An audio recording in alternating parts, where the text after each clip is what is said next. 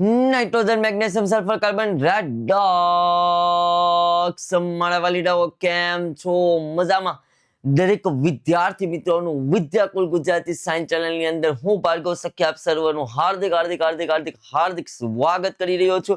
દરેક વિદ્યાર્થી મિત્રોને ખાસ જણાવી રહ્યો છું કે જે તમારી ધોરણ 11 ના વિદ્યાર્થી મિત્રો માટેની જે એન્યુઅલ એક્ઝામ આવી રહી છે, આ એન્યુઅલ એક્ઝામ માટે વિદ્યાર્થી મિત્રો આજે હું તમારી સમક્ષ 2 ગુણના મોસ્ટ આઈએમપી ક્વેશ્ચનો લઈને આવ્યો છું. તો દરેક વિદ્યાર્થી મિત્રો ફર્સ્ટ ઓફ ઓલ પહેલા લાઈક કરી દેશો, અને જેટલા વિદ્યાર્થી મિત્રો આ વિડીયોને નિહાળી રહ્યા છો એ દરેક વિદ્યાર્થી મિત્રો સબસ્ક્રાઇબ પણ કરી દેશો, અને હા, લાઈક કરવાનું બાકી હોય તો લાઈક પણ કરી દેશો. અને જ્યારે લેક્ચર પૂર્ણ થાય ત્યારે વિદ્યાર્થી મિત્રો તમારા માટે આ લેક્ચર કેટલો બેનિફિટ હતો એ નીચે કોમેન્ટની અંદર પણ જરૂર જણાવજો. વિદ્યાર્થી મિત્રો, આ ક્વેશ્ચનો પરીક્ષામાં તમને જોવા મળશે અને મળશે જે તમારી એન્યુઅલ એક્ઝામ જે છે, વાર્ષિક પરીક્ષા જેને કહેવામાં આવે છે ધોરણ 11 ના વિદ્યાર્થી મિત્રો માટે. તો આજે હું લઈને આવ્યો છું કે ભાઈ આમ તો કહેવાય ધોરણ 11 એટલે બોર્ડ એક્ઝામ તો ન કહેવાય, પણ આપણે બોર્ડ શબ્દ શા માટે યુઝ કરેલો છે? કારણ કે આપણે સ્કૂલની અંદર લેવાય તો સ્કૂલ આધારિત એની એક્ઝામ ધોરણ 11 કેમેસ્ટ્રી 2 માર્ક્સના મોસ્ટ આઈએમપી ક્વેશ્ચનો વિદ્યાર્થી મિત્રો હું લઈને આવ્યો છું. તો આપણે જોઈએ ભાઈ ચેપ્ટર નંબર 1. જે વિદ્યાર્થી મિત્રો પહેલું છે આપણી પાસે, તો આ કયું છે વિદ્યાર્થી મિત્રો? Chapter number 1.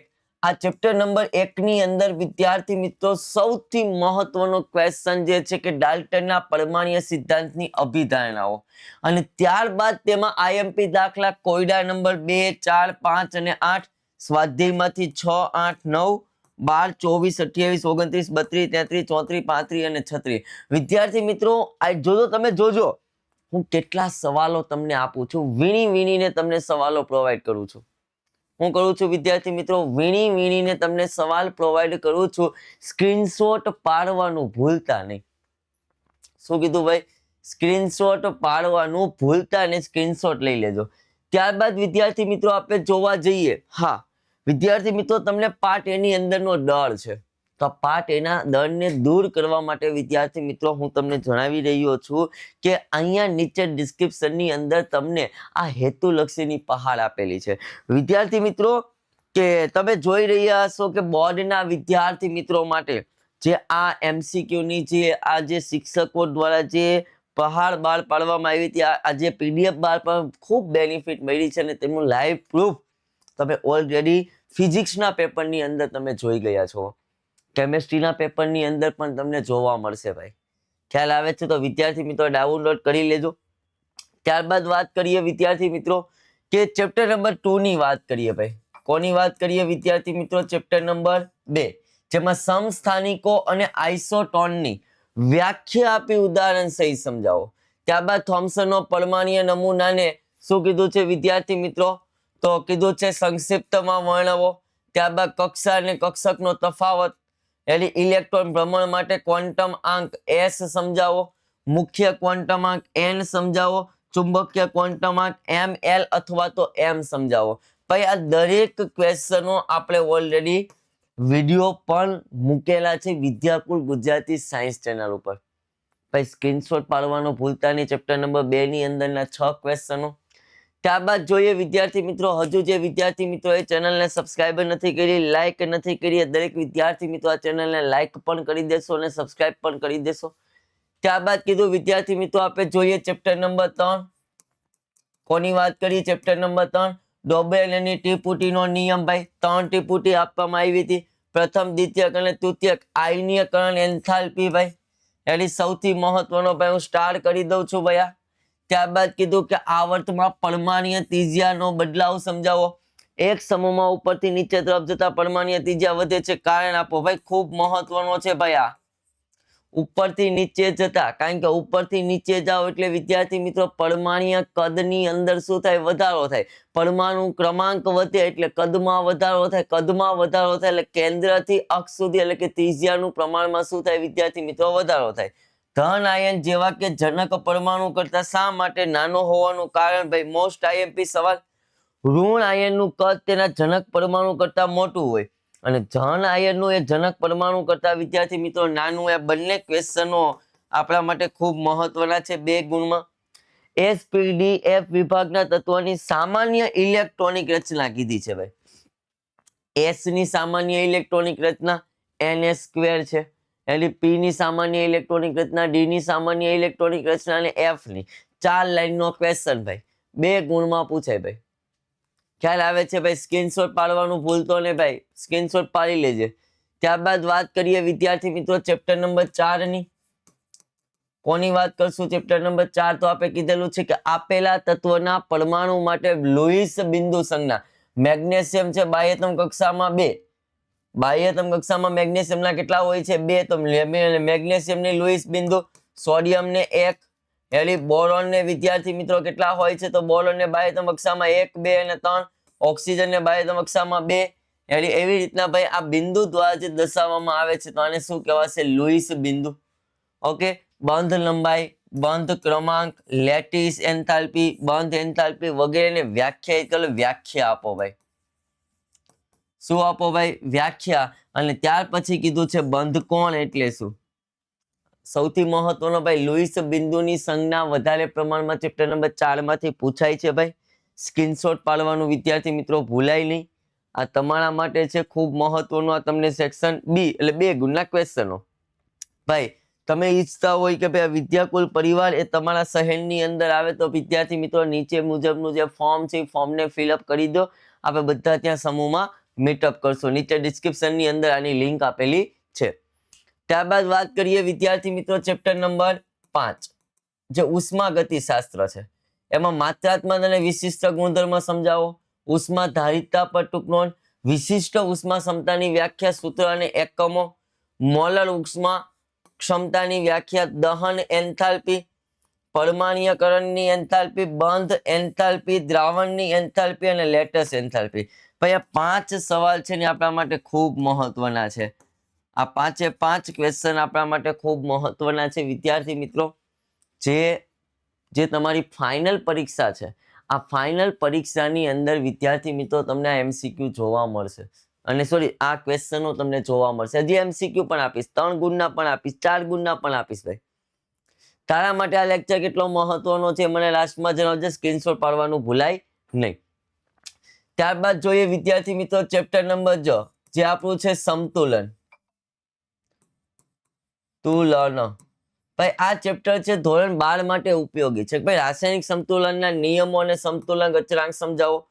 પુરોગામી અને પ્રતિગામી, આ પુરોગામી આ પ્રતિગામી પ્રક્રિયાના સમતુલન અચળાંક માટે કે અને કે ડેશ વચ્ચેનો સંબંધ ઉદાહરણ સહિત તારવો. સમાંગ સંતુલન, એક સરખું સંતુલન ઉદાહરણ આપીને સમજાવો. વિસમાંગ એક સરખું ન હોય તેને. અને દ્રાવ્યતાનો ગુણાકાર KSP અચળાંક વિશે સમજાવો. ભાઈ આ ખૂબ મહત્વનો છે આપણા માટે. આ પુરોગામી વાળો આપણા માટે કેવો છે? મહત્વનો વિદ્યાર્થી મિત્રો, જે તમને પરીક્ષાની અંદર તમને ક્યાંક ને ક્યાંક જોવા મળશે અને મળશે. સ્ક્રીનશોટ પાડવાનું ભૂલાય નહીં. હજુ જે વિદ્યાર્થી મિત્રોએ લાઈક નથી કરી, દરેક વિદ્યાર્થી મિત્રો ઝડપથી લાઈક કરી દેશો. ત્યારબાદ જોવા જઈએ વિદ્યાર્થી મિત્રો ચેપ્ટર નંબર 7 ઓક્સિડેશન આંક. નંબર ઓકે, તો ભાઈ ઓક્સિડેશન આંક ગણો. ભાઈ આમાં S નો ગણવાનો છે, આમાં S નો છે, આમાં કોપર નો છે, આમાં કોપર નો, આમાં કોપર નો, આમાં નાઇટ્રોજન નો ખ્યાલ આવે છે, આમાં નાઇટ્રોજન નો, એડી sulphur, chlorine, chromium, chlorine, iron, phosphorus આ બધાના શું ગણવાના છે વિદ્યાર્થી મિત્રો? ઓક્સિડેશન આંક. સ્ટોકનેશન નામકરણ ભાઈ આ 1, 2 અને 3 આ ત્રણેયના નામકરણ ઓક્સિડેશન કરતા રિડક્શન કરતા એટલે શું ભાઈ? એટલે કે ઓક્સિડેશન કરતા કોને કહેવાય? રિડક્શન કરતા કોને કહેવાય? ઓક્સિડેશન કરતા એટલે સાદી અને સિમ્પલ ભાષામાં રિડક્શન કરતા એટલે સાદી અને સિમ્પલ ભાષામાં વિદ્યાર્થી મિત્રો ઓક્સિડેશન. તો ભાઈ ચેપ્ટર નંબર 7 માંથી આવું પૂછાય છે. 2 ગુણની અંદર વધારે પ્રમાણમાં ઓક્સિડેશન આંક ગણવાનું પૂછાય છે. તો ભાઈ સ્ક્રીનશોટ લઈ લેજે. લઈ લીધો? ચાલ ભાઈ આગળ વધીએ. શું કીધું છે? ચેપ્ટર નંબર 8 ની વાત કરી છે ભાઈ. ચેપ્ટર નંબર 8 માં સંયોજકતા બંધનના વિખંડનના પ્રકારો ભાઈ. સમાન ધર્મી શ્રેણી, કઈ શ્રેણીની વાત કરી છે વિદ્યાર્થી મિત્રો? સમાન ધર્મી શ્રેણી. આ બંને ક્વેશ્ચનો ભાઈ. ઓકે, અને ત્યારબાદ વિદ્યાર્થી મિત્રો ચેપ્ટર નંબર 9 જે હાઇડ્રોકાર્બન જે ધોરણ 10 ના બેઝ ઉપર છે ભાઈ. આલ્કીનના બંધારણીય સમઘટકો, આલ્કીનની નીચેની બે પ્રક્રિયા ઓક્સિડેશન અને પાણીનું ઉમેરણ, આલ્કાઇનેશન ઓક્સિડેશન સ્વભાવ સમજાવો, એરોમેટિક સંયોજન ચક્રીય બંધારણ ભાઈ બેન્ઝીનમાં નાઇટ્રેશન, બેન્ઝીનમાં હેલોજિનેશન, બેન્ઝીનમાં સલ્ફોનિલેશન, ફિડલ ક્રાફ્ટ આલ્કાઇલેશન પ્રક્રિયા, ફિડલ ક્રાફ્ટ એસાઇલેશન પ્રક્રિયા, આલ્કેનનું નિયંત્રણ ઓક્સિડેશન, આલ્કેનનું એરોમેટિકરણ, બીટા વિલોપન, રેડી આલ્કોહોલ એસિડનું નિર્જલીકરણ ભાઈ ઉપયોગી છે, ઇથેનનું ચક્રીયનું પોલિમેરાઇઝેશન આ પણ ઉપયોગી. આટલા સવાલ પણ ખૂબ ઉપયોગી ભાઈ, અને આ બેઠે બેઠું ધોરણ 12 ની અંદર પણ તમને જોવા મળશે. ખ્યાલ આવે છે? સ્ક્રીનશોટ લઈ લીધા. દરેક વસ્તુની માહિતી આપણે ઓલરેડી શીખવાડેલી છે, જે આપણે વિદ્યાકુલ ગુજરાતી સાયન્સ ચેનલ ઉપર વિડીયો મૂકેલો પણ છે ભાઈ. ખ્યાલ આવે છે ભાઈ? સ્ક્રીનશોટ પાડવાનું ભૂલતો ને સ્ક્રીનશોટ પાડી લેજે. આ 9 ચેપ્ટરના સેક્શન બી જે તને અહીંયા અત્યારે આપવામાં આવ્યા છે ભાઈ, આ બધા ક્વેશ્ચનો તું 110% કરી લેજે, જે તને તારી જે આમ કહેવાય ને બોર્ડ એટલે કે એન્યુઅલ એક્ઝામ વાર્ષિક પરીક્ષાની અંદર તને જોવા મળશે ભાઈ. રેડી બોર્ડનો માહોલ હશે, બોર્ડ જેવો માહોલ હશે તો તું મેક્સિમમ ધોરણ 11માં પણ સારી એવી ટકાવારી પ્રાપ્ત કરી શકીશ. ઓકે, ચાલતો તો ભાઈ લાઈક શેર અને સબસ્ક્રાઇબ કરવાનું બાકી હોય તો વિદ્યાર્થી મિત્રો ભૂલ્યા વિના સબસ્ક્રાઇબ કરી દેજો. ઓકે, અને પીડીએફ જો મેળવવાની બાકી હોય તો નીચે ડિસ્ક્રિપ્શનની અંદર ભાઈ લિંક આપેલી છે, ભૂલ્યા વગર પહેલા પીડીએફને ડાઉનલોડ કરી લે.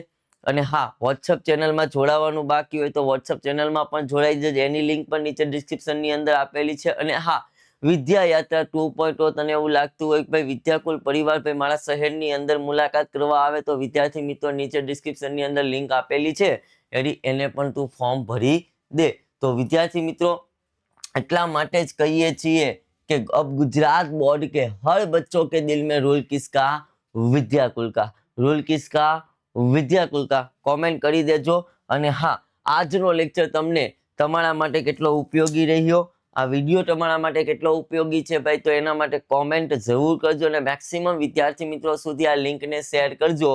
એટલે મેક્સિમમ વિડીયો આપણો વિદ્યાર્થી સુધી પહોંચશે તો આપણે પાર્ટ સેક્શન સી એટલે કે 3 ગુણના ક્વેશ્ચનો પણ હું તમારી સમક્ષ લઈને આવીશ. તો વિદ્યાર્થી મિત્રો અહીંયા સુધી રાખીએ છીએ. ફરી પાછા આપણે નવા વિડીયોમાં મળશું. ત્યાં સુધી દરેક વિદ્યાર્થી મિત્રોને બાય બાય. જય શ્રી કૃષ્ણ, જય હિન્દ, જય ભારત, ભારત માતા કી જય.